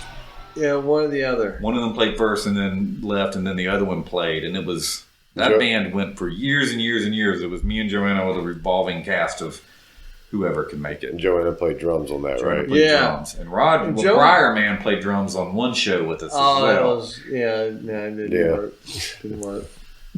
But we all had a practice space. But that was a good practice space. That was a great place to go see bands. Jesus Saves place. Yeah, that was a fun. We had a practice space above like some self-storage place with pink collar jobs.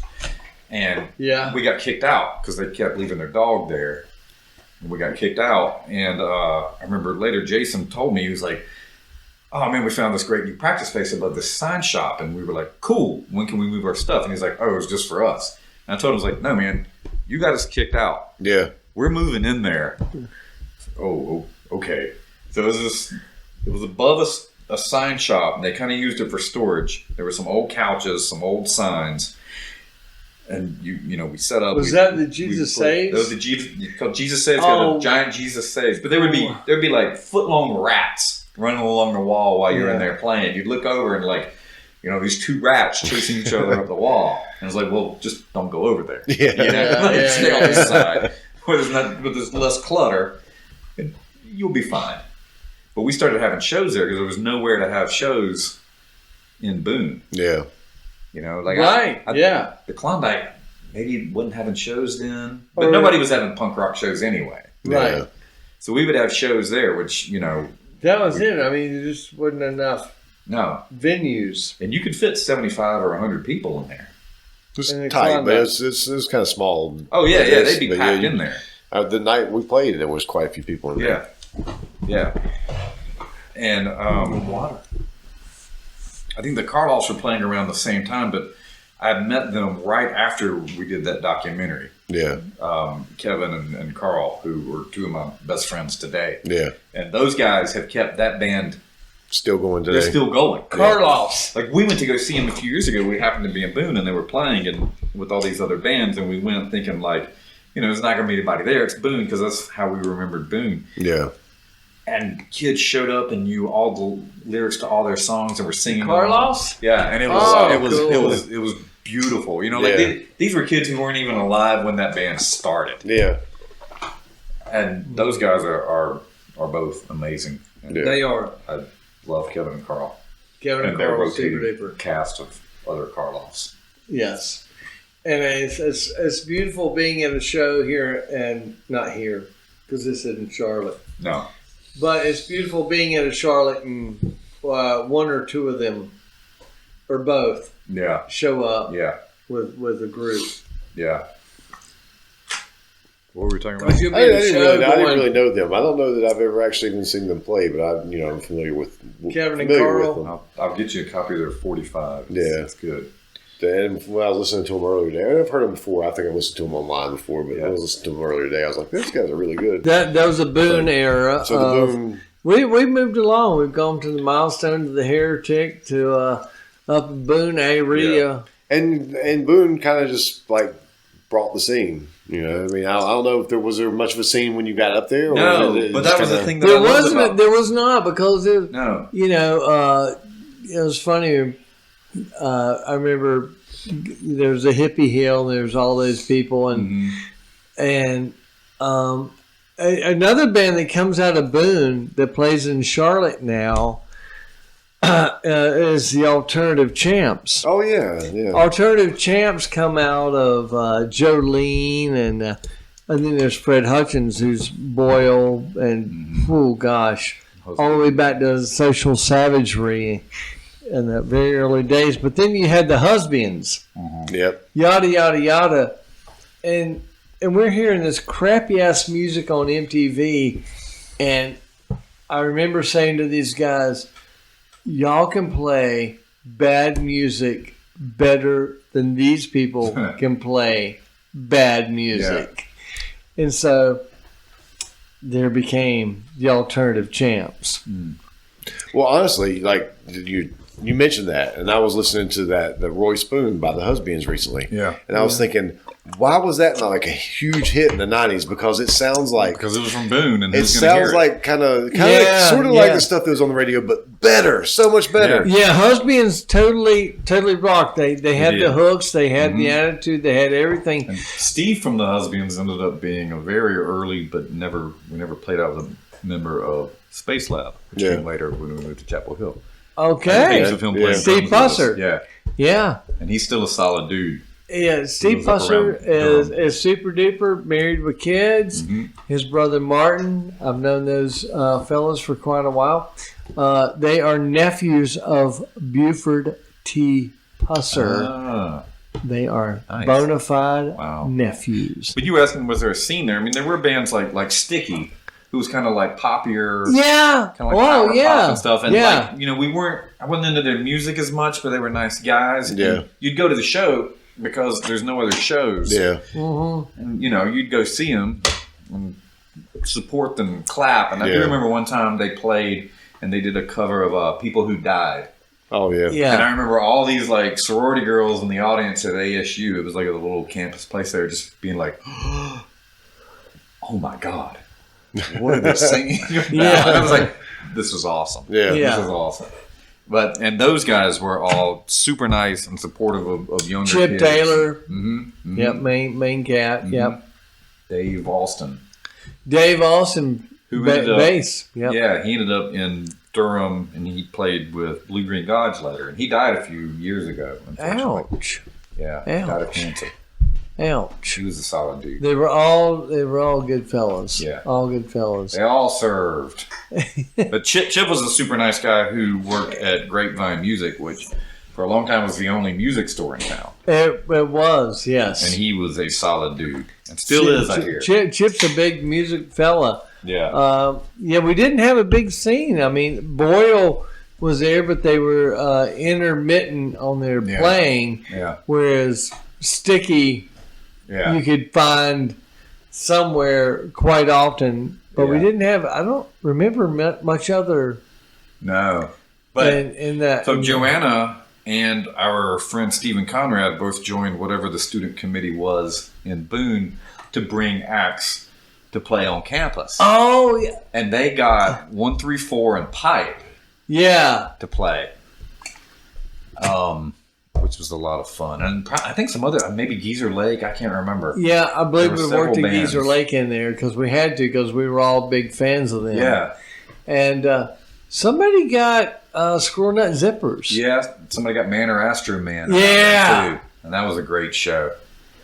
Wow. Yeah. Wow. And I also saw in Boone at Legends Southern Culture on the Skids with Biz Marquee opening. Yeah. Which now seems like a fever dream that I had. I was like, I thought like, because I've never heard anybody mention that show. Like, was that real? And Did that happen? I'm pretty sure that it did. And Biz Marquee seemed wasted and just rapped along to like vocal versions of his records that he would play. Yeah. Like, y'all remember this? Play about half of it and then take it off.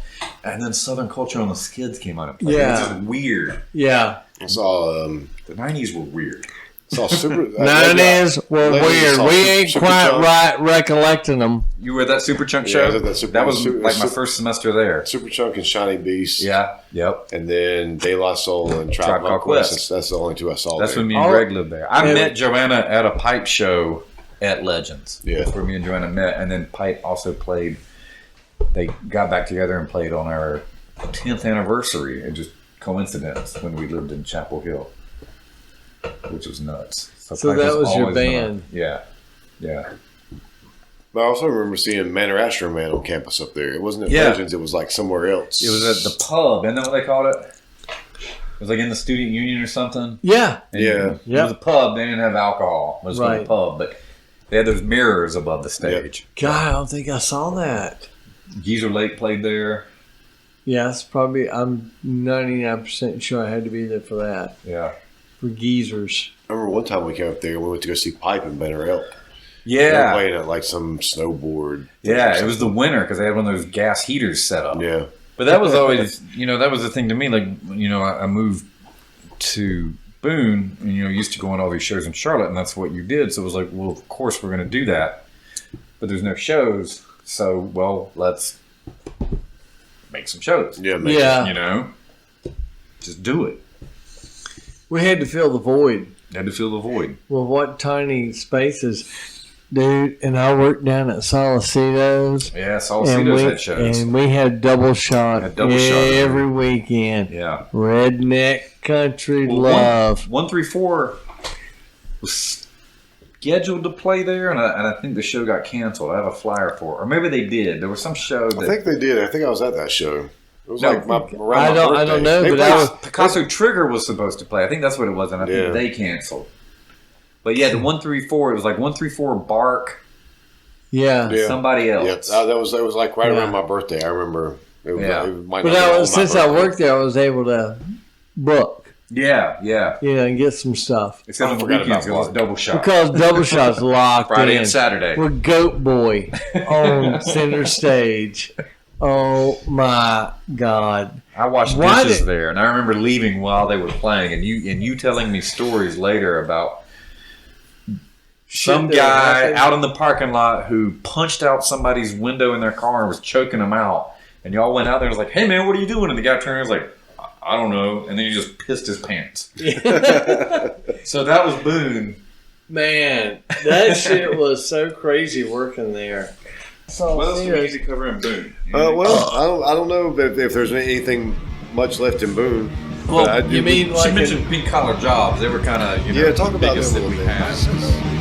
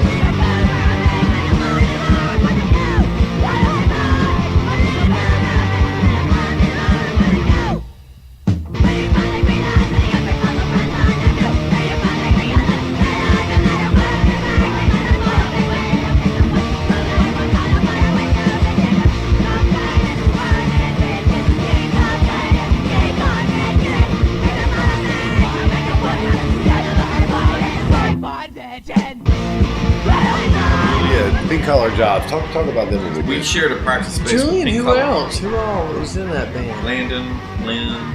Oh, they were great. There was another. They were. We got on their first show at They weren't Heretics with super us. talented, Yeah, I remember that show. but I really liked their drive. They had really good songs. Yeah. People loved them. I always liked her. I liked her voice. I thought she had a really cool voice. Yeah, and so Julie later joined the Super Spies once we lived in Chapel Hill. Yeah. Played a show or two with us. We played a really great show in Asheville with her. That was. I would love to just see Julie insanely today. chaotic. Well, she's in the band now. I just brought you the tape. I put it out. Really? I put And it out Julie- on my label.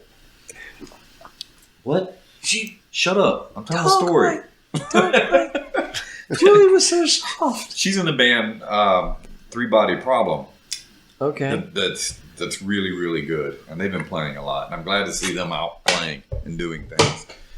They just played a show with Cold Cream, Ron Birdie's new band. A band called Cold Cream? Yeah. Yeah, it's Sweet. Ron Liberty from Pipe, the singer from Pipe. He plays guitar. There's though. guitar in it. Cold Cream. Badass. I listened to it earlier today. Yeah, I also listened to some of that Three Body Problem. Three as Body well. Problem, yeah. That was pretty good. They're a three-piece. They do good stuff. It's good to see them. Julian, where are they out of? Durham. Is that where Julie lives? Yeah. Oh, yeah. Yeah. Man, what a sweet girl. Yeah. Julie's a solid person. Yeah. Yeah. They have a 7-inch out, which I never got. I have their first demo tape. I Which found like people have contacted me on Discogs. And yeah. Like, I'd like to you get sell a that? copy of that. Yeah. Yeah, I remember that time that we set up that show at Heretics and Pink Collar Jobs came. I think that was the night that like everybody got paid like $3 or something. That was their first show. Yeah. Because I remember talking to the guy after, like, well, we need to get paid. He's like, well, you didn't advertise the show. I was like, well, man, I don't live here. Like, how am I going to advertise the show? You should have advertised. I ain't got no money for you. You know, giving us $5. I mean, that place was Heretics. Wow, that was not. Okay, so I didn't enjoy going there ever. I loved it. I loved it, but I that loved was it. like the first place I got to drink underage. It Yeah. was like they offered. It was not. We tried to drink. Well, we did. We drank in the parking lot. I think they realized that if we were drinking in the parking lot, they could sell us beer and they could make a little bit of money. Yeah. But apparently, that place would have a good crowd sometimes. It's like any other place in Sometimes. Charlotte. So I do remember playing there, and I remember the owner telling us, like, no cover songs. Yeah. And I was like, well, that's crazy. I didn't know about the whole, you got to pay for the. Yeah, but nobody. Yeah. I mean, But he left. I remember he stepped out, and Chris, the bartender, what was his last name? Chris Wilson. Chris Wilson. He told us, like, he's gone. And so we played Flipper's Ha Ha Ha. Yeah. And Chris jumped up on the stage and sang it with us. Yeah. And it sounds great because his microphone's cutting in and out, and we didn't know what we were doing. I don't think we'd even ever practiced that song. That was one of the great punk rock moments of my life. Yeah. Okay. But yeah, that place was Sweet. a lot of fun. It was. They welcomed us. Mm-hmm.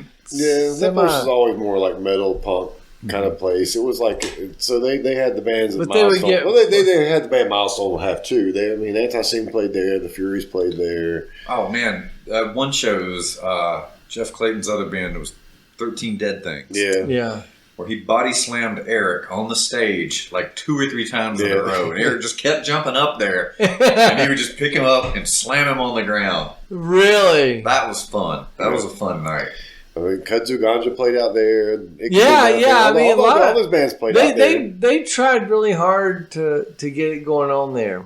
But I think a lot of nights And we they're played. extremely lenient on lots of things. We played a lot of weeknights though, and a lot of random nights that just people weren't going to come out to. But honestly, back then, some of our friends would actually show up, so we would actually generally have a decent crowd. I remember we played I there. think that made them mad that because sometimes when y'all would play, that they would say, "Oh, there's 50 people here," Yeah. and they all know the band, and then band X over here goes, "Well, we're supposed to be the big band, and these guys draw.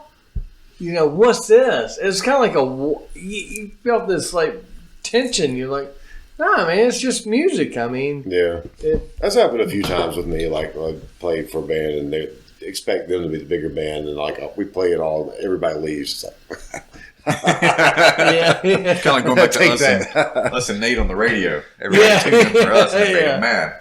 But I remember at Heretics, SJA played once, and we covered Anti-Scene's Hippie Punk. Yeah. And Jeff Clayton was there that night, and I think they watched it. And then at the 10th anniversary show, they dedicated that song to the Stylin Johnny Appleseeds. Oh, yeah. Oh, And wow. I saw him a couple of years ago at the 506 and reminded him of that. Like, he didn't, he's like, all right, whatever. What was it called? Stylin Johnny Appleseeds. And he did that song that night and dedicated it to the Stylin Johnny Appleseeds at the 506. Yeah. Made me happy. Wow. They played that. They played Hippie Punks at the Milestone. Wow. But at that 10th anniversary show, No. Recently. Yeah. Recently. The last time they played the Milestone. Yeah. It was right before Christmas. Yeah. And I was at the Tipsy Burro, and Anti-Scene was playing the annual Christmas party at the Tipsy Burro, a little place in Charlotte. And Jeff and I have been buddies since '81 and cutting up. And then he's like, y'all need to come see us at the Milestone for the 50th anniversary, because Milestone's been up in 50 years. And at that show, they were kicking ass. They were rocking. They played that song. And I should ask Jeff. Jeff may not know that we're buddies. Yeah. That's it. Yeah. It's a And small say, world. hey, Jeff, what Yeah. about this? Hippie Punks. Well, I remember when Popes on Dope wrote to him and asked him for the lyrics for Nothing's Cool. Yeah, because we wanted to get permission to play it for Yeah, one. and he sent the lyrics, and I was over there that day. Yeah. That trailer y'all practiced in when those came in, and everybody was like, "This is awesome!" Yeah. And that version that y'all did was great. Yeah, I love it. That's the one I use for the theme song on the podcast. Yeah. What's that? The Nothing's Cool. Y'all played it Popes really on Dope, fast yeah. because they played it slow, and I They remember really fast. And that was when Saunders was singing, like, just that screaming. Just Yeah. They But I played remember that seeing- at the 50th thing at the Milestone, too. But I Yeah, remember I seeing love them when they play after that y'all song. did that, and they started doing it fast for a while.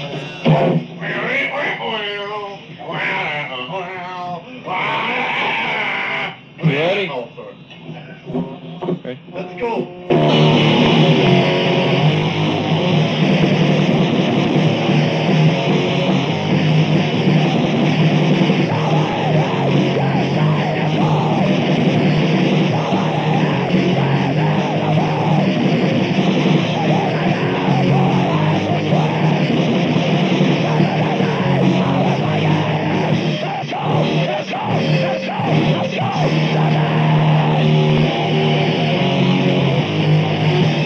So anyway, what else? What else we got? Okay, so Samir. we've been recording for quite a while now. I do want to sort of wrap up, I guess, a little bit with that. So after Boone, hell of a lot of editing to do. yeah, after Boone.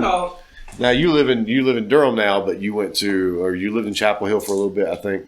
Yeah. And that was where like Space Lab started. Yeah, me and Joanna graduated and decided we would move to Chapel Hill because we'd go there for shows and there were record stores there. Yeah, And we kept the Super Spies going for a while with a lot of different people. It was mainly me and her and our friend Claude, Claude! who lived in Boone, and he lives around Asheville now, and is still a great friend. And Claude would play bass. He went to Canada. Yeah, he moved to Canada for a while. But Claude was amazing, and Claude was totally down with what we wanted to do. Oh, And gosh. Claude understood. He was really sharp. Yeah, Claude understood that more than anybody else. And we played with Julie from Pink Collar Jobs, and she played bass. We've always had two bass players. I play bass and she played bass. yeah. And then our roommate at the time, Ken, he played a show with us. Eric Huskins practiced with us, and we had a show. And then that night, he decided he didn't want to go, Oh, so we didn't do that. And then our friend, wait, no, I'm sorry, that's Space Lab. I'm getting way ahead of myself and confused. Eric practiced with Space Lab. okay. But this was all Was this when Super Spies. Eric was staying with y'all in Chapel Hill? Yeah. I remember that time. So, like, the first week that we moved there, we happened to run into Will Connor on the street. Like, he was living in Raleigh then. Yeah. And that was awesome, and we reconnected with Will. And there was one point where he asked us if we wanted to play the show at the brewery that was coming up. And we're like, yeah, cool, let us know. And we never heard back, so we didn't think anything of it. And he called us the day of the show, and he's like, so when can you guys be there? And we're like, what are you talking about? He's like, that show at the brewery I set up. You said you'd play it. We're like, yeah, we're in. We hadn't done anything, and it was just me and Joanna. You know, we couldn't get Claude. He lived in Asheville, I think, at the time. So we got in the car. I had like a little Casio keyboard. We figured out some stuff on that. And I think I played bass. And we had an 8mm projector playing like a 10-minute version of the horror movie Squirm with all the worms in it. Yeah. And we played that behind us. And when that was over, we stopped. And that was our show. All because, you know, it was Will. And it was like, come play the show. Yeah. Of course. And we had a kind of a similar thing in Asheville. We played with Claude one time where he was going to set up a show when we were in town, and we forgot about it. And we got there, and he's like, "So we're going to play, right?" And it was like, "Oh crap, yes!" And so we played that. And Roger was in town one time, and he showed up at our house with Randy Pelosi, who was a saxophone player that played out on the streets in Chapel Hill, and you know, he was really good. Yeah. And we were watching a video of a show that the Super Spies played in Asheville we just done. It was an incredible show. And Randy was like, man, this is great. Do you guys want to play sometime? And we were like, sure, whatever.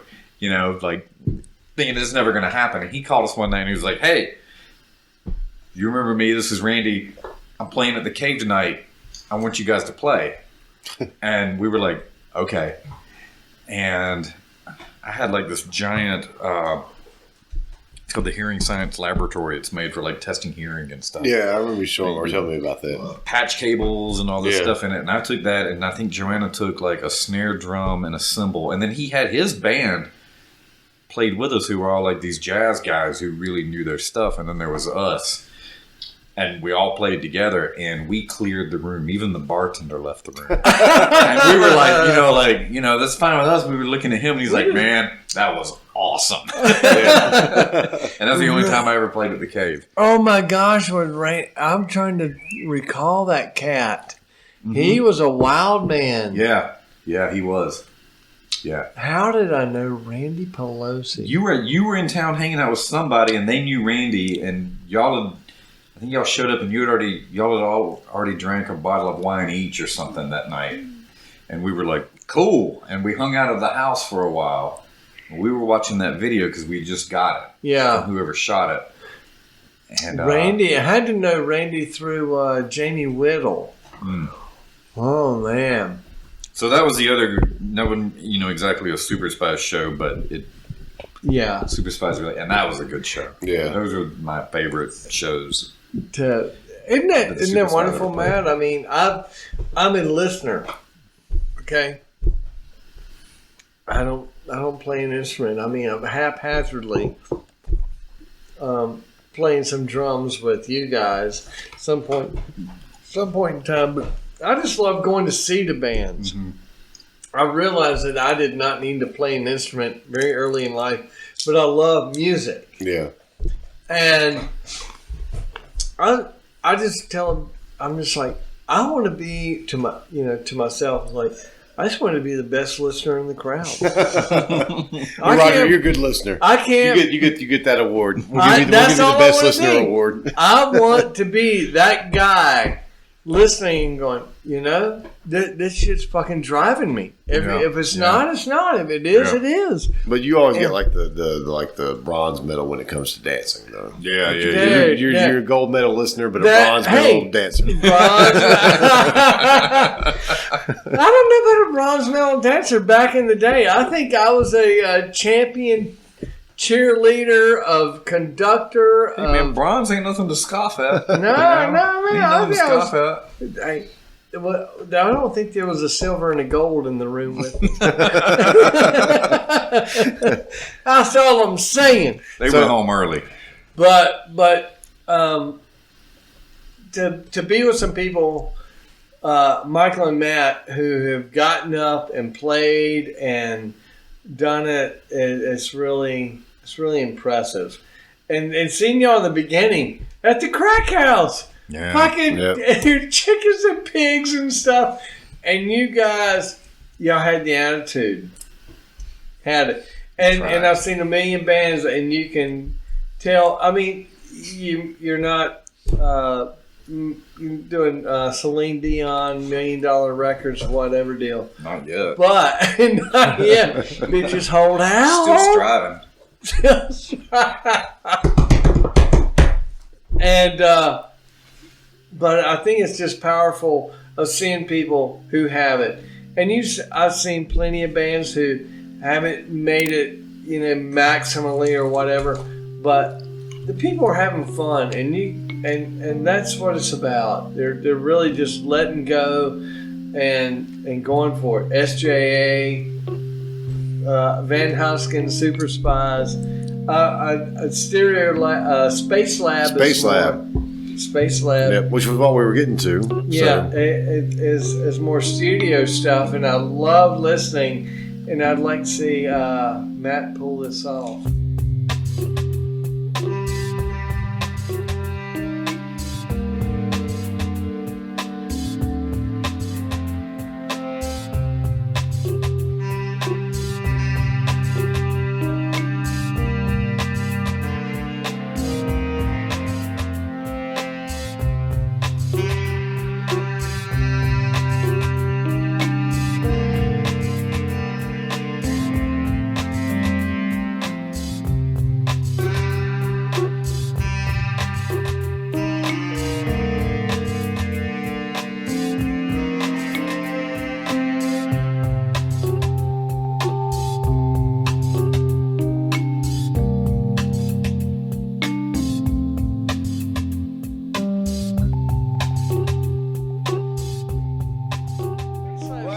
Amalgam of people. So you moved to Chapel Hill. You kept Matt. Super Spies going for a little bit, and then Space Lab came along. Yeah, let me eat this peanut. Yeah. So I worked. Spicy peanuts too, dude. Yeah. So I worked at Record Exchange with a guy, Bob Wall, and said he had this idea for a movie called Space Lab about a guy who goes to space. These nuts, these peanuts. Can I tell my story? Yeah, you can tell your story. Shut up. Bob Wall. And he had he wanted to make this movie about a guy who goes to space and gets high, and it was going to be called Space Lab.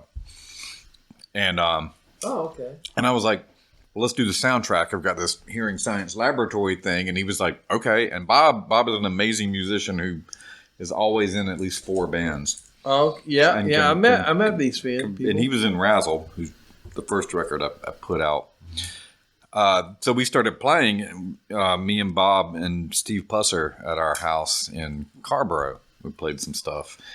And there was a drum machine in the house when I moved there. So I got that, and that was kind of the basis for Space Lab, and Bob playing stuff over it, and Steve playing drums along with the drum machine. And there's some tapes of that around. And then the Hearing Science Laboratory. And then, we got more and more weird electronic equipment, and it expanded from there. And for a while, Space Lab we would play once a year, and then that kind of fell off, and we haven't played in a couple of years. It's hard to get Bob to, like I said, he's in at least 4 other active bands at all time. And also, I don't really know what I'm doing in a band, and Bob is really good.